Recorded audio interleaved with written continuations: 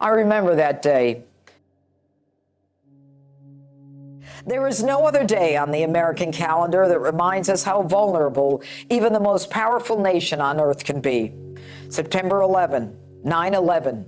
Memories from that beautiful sunny day in 2001 are still haunting and palpable. America was injured and in shock. Then our president came forward to speak to us. I can hear you.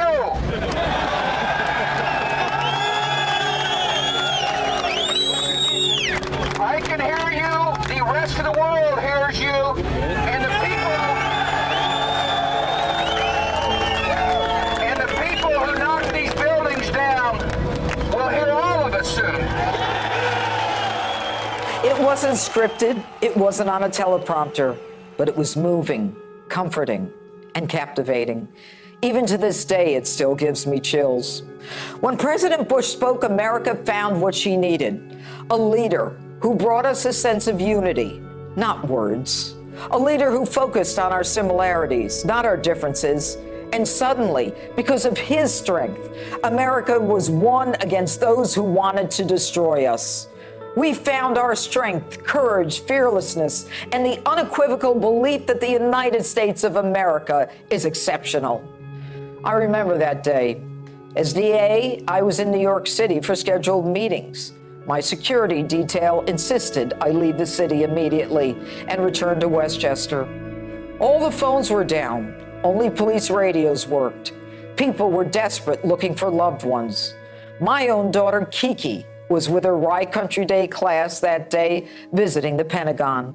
No one could reach any of the children. I called Police Commissioner Bernie Carrick, and hours later, we were able to tell the headmaster at that school and the families that all of those kids, all of those children were fine. I set up a center in the DA's office for families of the victims. We collected DNA and offered counseling. We offered help from the surrogates court. The family members who came every day, looking worse and worse as time went on, started to realize that their loved ones were not going to be found, that they weren't coming home. Confirmed by the hundreds of empty cars left at train stations throughout Westchester. Yes, they took much from us that day, and the ripple effect is still with us. What have we learned in 20 years? Are we any safer now? Are we still vulnerable? Sadly, I believe we're more vulnerable. There is a deficit of leadership today, the kind we need to both protect and chart a course for America's safety. Today I was at Citi Field before the Mets and the Yankees game, and I felt unity and patriotism again. I felt Americans all around me. I am so tired of all this woke nonsense, the creation of division. It is time for us to drown their voices out.